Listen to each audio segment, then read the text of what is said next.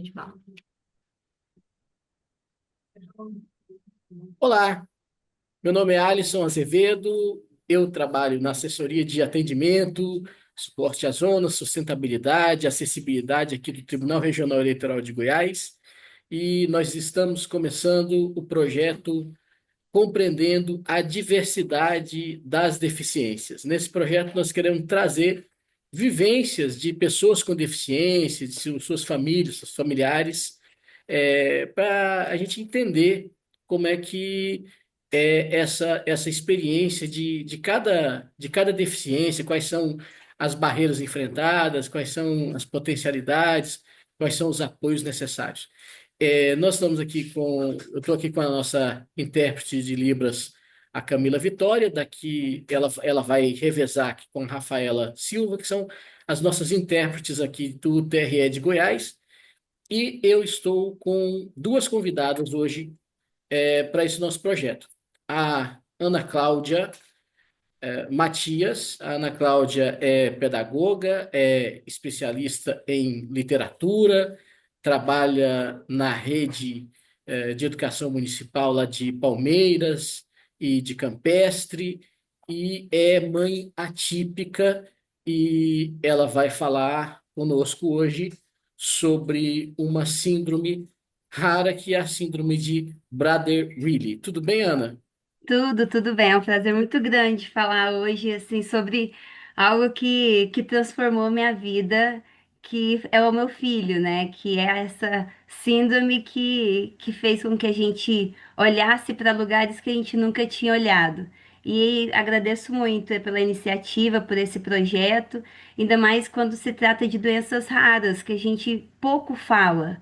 Então, por exemplo, pela minha vivência, quando eu descobri a síndrome do meu filho, ninguém conhecia, inclusive os médicos. Então, ter essa oportunidade aqui hoje é uma grande honra. Muito obrigada. Ana, foi seu primeiro filho? Sim, o José Miguel é meu único filho, e assim, é muito importante a gente falar que não tem como, isso também para tirar uma sobrecarga das mães, não tem como a gente descobrir durante a gestação. E nada que a gente faça pode impedir, né? É uma doença genética, e assim, o único alerta que me deram é que ele mexia pouquinho na barriga. Só que como a minha médica falava assim, tem bebês que são assim mesmo, que mexem pouco. Ele é um bebê preguiçoso. Só que isso também, depois, com outros indícios clínicos, depois do nascimento, a gente junta todas essas informações e aí a gente chega, de fato, à síndrome, né?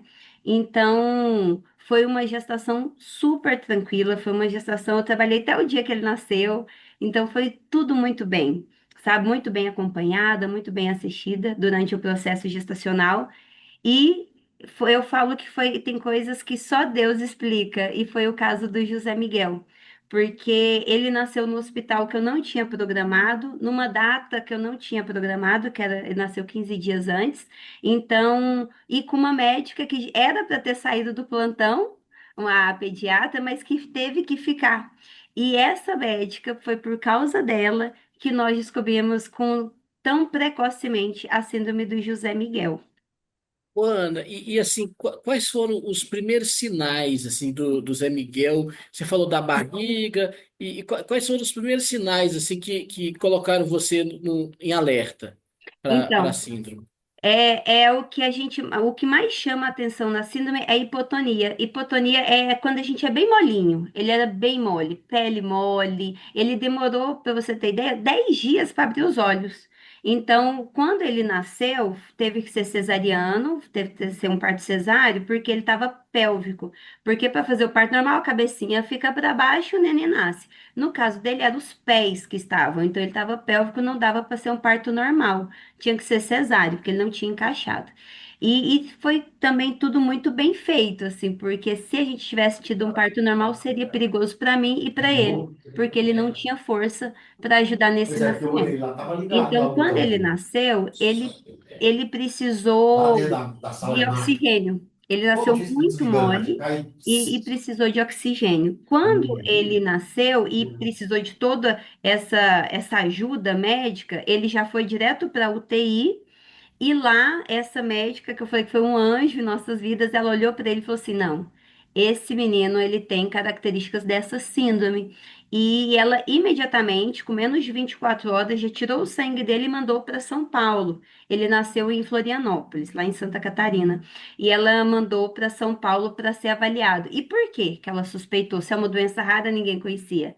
Porque 3 meses antes do nascimento do meu filho, ela atendeu uma criança que tinha a mesma doença, que tinha a mesma síndrome. Então, foi por esse motivo que aí, quando ela viu o meu filho, ela falou assim: não, bate muito os sinais, que é essa hipotonia, que é muito molinho, músculo mole, pele mole, e também não sugava, essa dificuldade de sucção, ele não conseguia mamar. Então, ele foi alimentado por quase 2 meses via sonda.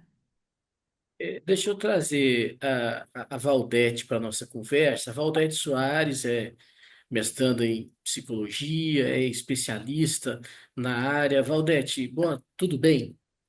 Tudo bem. É um prazer É, estar aqui também com vocês. Valdete, vamos falar um pouquinho assim sobre o diagnóstico. A Ana Cláudia, ela foi agraciada com um diagnóstico que veio logo, né? Mas isso nem sempre acontece, né? Porque é uma síndrome rara, então eu imagino que o diagnóstico ele também não seja assim tão fácil. Como é que funciona essa questão? Então, o diagnóstico, comumente ele é feito após o aparecimento da obesidade, porque essa síndrome ela é uma das principais causas genéticas de obesidade infantil.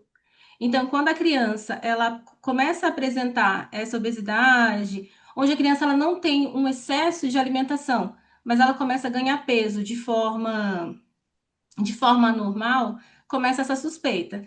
E aí o diagnóstico, ele é feito a partir de... É um método específico que os pais que começam a suspeitar, então eles precisam entender que tem essa característica, a criança precisa ter apresentado essa característica, como a Ana Cláudia falou, que é dessa hipotonia neonatal, né, associado a um desenvolvimento global com atraso, e aí, com o surgimento dessa obesidade, os pais começam a ficar mais alertas e aí procuram um médico. Tem uma associação que é muito importante a gente falar, que ela faz esse encaminhamento. Ela tem uma parceria com o Instituto Fiocruz, que trabalha com esse diagnóstico, que é um diagnóstico genético, né? Que o médico que atende a criança, ele vai fazer essa coleta de sangue, como foi feito com a Ana Cláudia, com o filho da Ana Cláudia, e vai encaminhar para a Fiocruz. A Fiocruz vai fazer todo o teste genético e a partir desse teste ele vai voltar para o médico, né? E vai ou confirmar ou descartar a síndrome de Prader-Willi, que é uma deleção, que como que é caracterizado? Ele é uma deleção. Quando a gente fala deleção, é quando falta um pedacinho do cromossomo 15 de herança paterna. Falta um pedacinho desse cromossomo, é o mais comum. 75% dos casos acontece por esse motivo.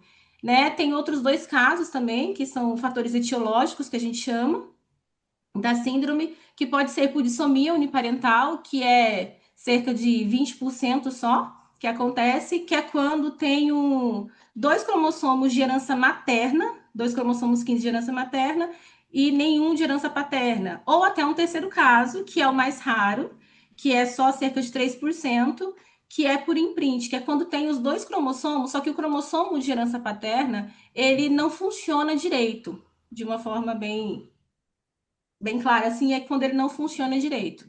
Então, e o diagnóstico precoce, no caso, ele é extremamente importante porque é a partir daí que vai poder ser encaminhada essa criança para acompanhamento com uma equipe multidisciplinar, que é TO, fono, psicóloga, fisioterapeuta. Então, é bem importante ficar atento, principalmente, como a Ana Cláudia disse, para essa hipotonia neonatal, que é o principal, o que tem que ficar de alerta, sabe? Hipotonia neonatal, que é o bebê mole. É isso, né? Eu vou Exatamente. O falar porque bebê fica molinho e não consegue sugar. a Ana falou. Aí ele tem uma dificuldade de sucção, isso leva a uma obesidade, não é isso? Você falou muito da obesidade também.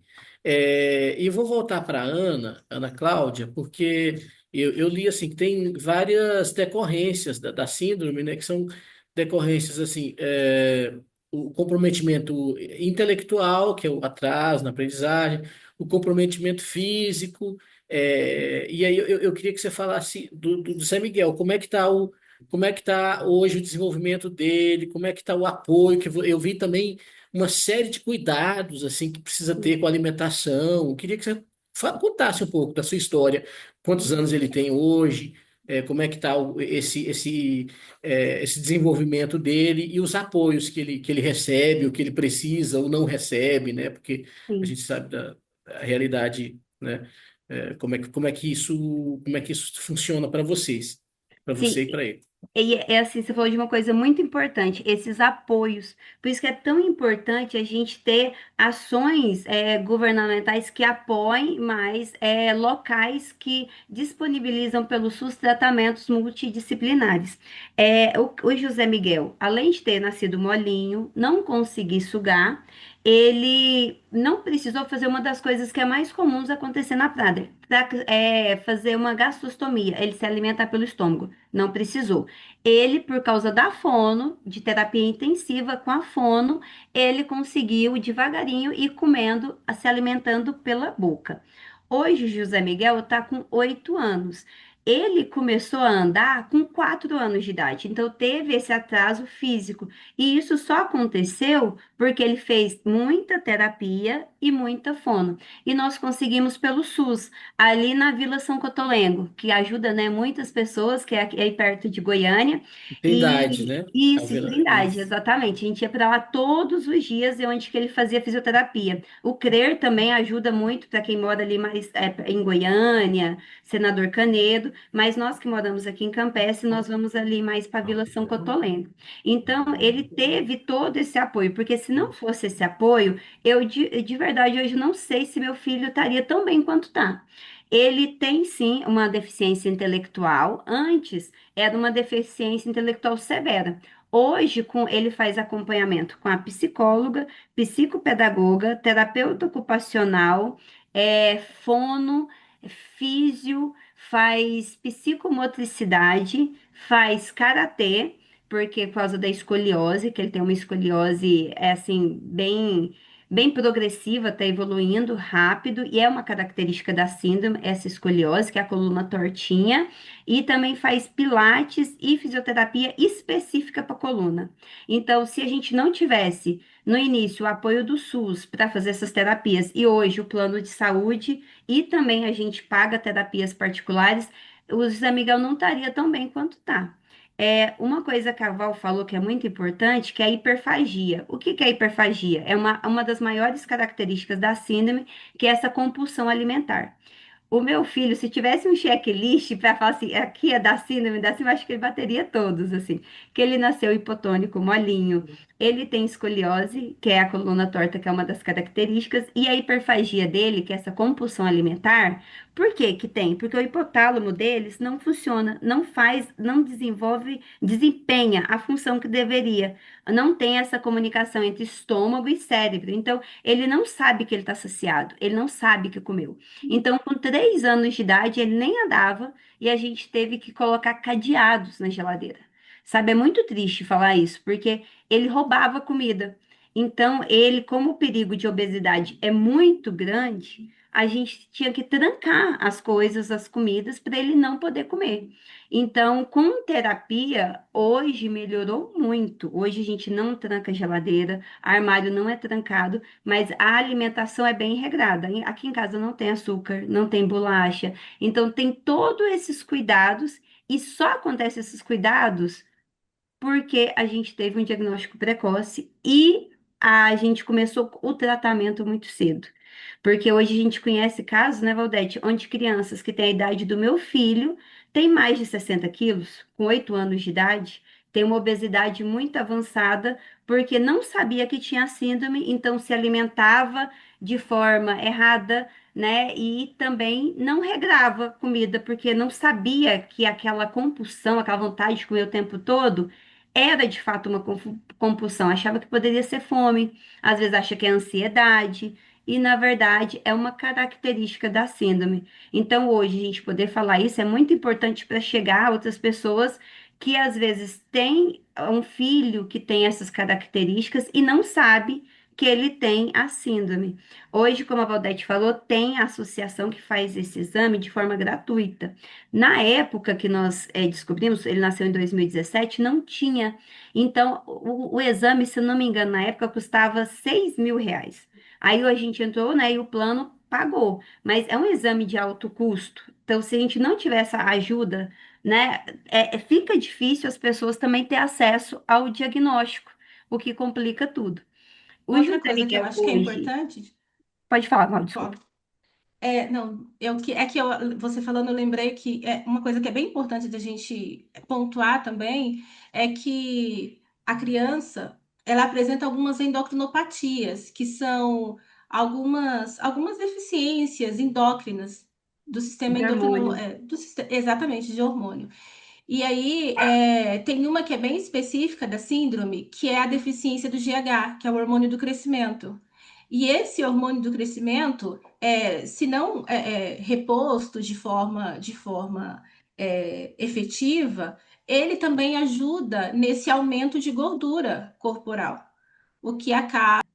Bem, eu sou um homem pardo, já ligeiramente grisalho, cabelos, enfim, pretos, mas já para grisalhos, e estou vestindo uma camisa rosa, ou quase rosa. Ana Cláudia, você faz a sua autodescrição rapidinho para gente? Eu sou uma mulher branca, de cabelos longos, ruivos. Estou usando uma blusa de gola polo rosa e um blazer marrom. Claudete, Eu sou uma mulher parda, de cabelos pretos e lisos. Estou usando uma jaqueta lilás. obrigado. Eu vou retomar com você, Valdete, então, o que você estava falando de algumas questões endocrinológicas, né, que são problemas assim para alimentação mesmo. Eu entendi que o maior risco da síndrome, o risco mesmo, é a obesidade, não é isso? Esse é a maior preocupação do. Exatamente. Então, a obesidade é o maior risco. Queria, Valdete, já para a gente ir caminhando para o final aqui, que você dissesse como é que as famílias podem ficar alerta e, sabendo do diagnóstico, onde é que podem procurar assim, a primeira ajuda profissional? Ah, ótima pergunta. Então, é importante ficar alerta para alguns pontos. São 6 pontos que eu acho que são de extrema importância para que as famílias possam observar. O primeiro ponto é que o que a Ana Cláudia falou, um baixo movimento fetal na gravidez, aquela criança que não mexe muito, é bom você ficar atento. No nascimento é extremamente importante que não só as famílias, mas principalmente os médicos que também saibam dessa síndrome, que observem a hipotonia neonatal. De acordo com especialistas, só esse fato isolado, a hipotonia neonatal, com a dificuldade de sucção, já seria mais do que um motivo para encaminhar a criança para avaliação da síndrome. Dos 2 aos 6 anos, precisa ficar atento. Também associado, sempre associado à hipotonia neonatal, dificuldade de sucção, o atraso global do desenvolvimento, aquela criança que demorou para engatinhar, que demorou para sentar. Observa se a criança começou a ganhar peso sem ter uma ingesta calórica muito grande. É bom ficar bem atento. Dos 6 aos 12 anos, esse atraso global associado, sempre associado à hipotonia e à dificuldade de sucção na primeira infância. A ingesta calórica excessiva, essa hiperfagia, essa vontade exacerbada de estar sempre comendo, é, associado à obesidade, aos 13 anos ou mais, também esse excesso de peso tem que ser observado e esse desenvolvimento, um atraso no desenvolvimento da adolescência. Então, são pontos que é preciso ficar bastante observado muito bem. Também tem quadros, um estudo mostrou que as crianças entre 3 e 5 anos elas podem apresentar um comportamento disruptivo. A criança ela pode apresentar agressividade. Então, a criança que tem uma obesidade associado a uma agressividade com seus pares, é bom que fique esse alerta para entender que a criança pode não ser uma criança que não tenha um limite, mas sim uma criança que está passando por algum transtorno. Então, muitas vezes a criança, ela sofre retaliações na escola, principalmente, que é esse ambiente onde não aceita muito essa diferença, e a criança ela é expulsa de algumas escolas. Tenho estudos com crianças que foram expulsos de 4 escolas antes de conseguir chegar ao diagnóstico. Então, isso é um problema que precisa ficar atento, sabe? Não só os pais, mas professores, para conseguir entender esse sujeito. Obrigado, Valdete. Já caminhando também para o final aqui com a Ana Cláudia. Eu vi que o Zé Miguel é muito bem apoiado. Você falou no início numa transformação da sua vida e é perceptível a sua dedicação. Você tem contato com outras famílias com a síndrome você tem contato com outras mães para passar sua experiência para essas mães? Como é que você lida com essa questão? Sim, sim, nós temos um grupo, mas somos poucas. Como é uma doença rara, então assim, a gente tem poucas mães. Aqui em Goiás mesmo, nós temos um grupo que são apenas 6 mães. Tem eu aqui em Campestre, uma colega que é de Santa Bárbara, uma de Anápolis e o restante de Goiânia, 3 de Goiânia. Então, assim, somos poucas. Então, onde que a gente se conheceu? Através da página da associação de Praderuíli que tinha no Facebook, ainda tem por ali e também foi uma coincidência que a gente se encontrou ali no tratamento lá na Vila São Cotolengo. E todas nós passamos por uma coisa que eu acho que é muito importante, que é a dificuldade de acesso ao único medicamento que tem. Não tem cura da doença, mas tem tratamento, que é, como a Valdete falou, que é o GH, que é o hormônio do crescimento, que a gente pega aí em Goiânia, lá no Juarez Barbosa. E para conseguir, tivemos que entrar tudo judicialmente porque atualmente não temos uma lei que nos ampare, que fala assim, o diagnóstico é para Prader-Willi, você pode já pegar o medicamento. Esse medicamento é disponibilizado para quem tem baixa estatura, porque ele é um hormônio do crescimento, né? Também relacionado à questão endocrinológica. Só que para a síndrome ele é de suma importância. Então, todas nós nos conhecemos quando estávamos também passando por esse processo de busca de medicamento. Então, o que nós estamos fazendo hoje, que é muito importante para a gente deixar o alerta, como a Valdete falou, nasceu muito molinho, dificuldade para sugar, demorou a andar, demorou a engatinhar, fome excessiva ali depois dos 3, 4, 6 anos, é importante procurar diagnóstico. Vai no médico, pede, ó, doutor, será que tem isso? O senhor me ajuda? Me dá um pedido, que aí entra na associação, pega uma ficha, faz essa ficha, tira o sangue, envia para São Paulo, tudo gratuitamente, faz o exame. Deu a síndrome, que aí passa por deleção, faz o exame específico que é o FISH, que o Zé Miguel também fez, deu positivo? Vamos pegar atrás de um endocrinologista. Vamos pegar pedido, vamos no Juarez Barbosa para entrar com o pedido do medicamento. Então, é um processo longo, mas quando a gente descobre cedo, a estimativa de vida, de uma vida de qualidade, é muito longa. Quando eu descobri a síndrome do meu filho, eu entrei na internet, cometi o erro. A estimativa de vida era de 18 anos.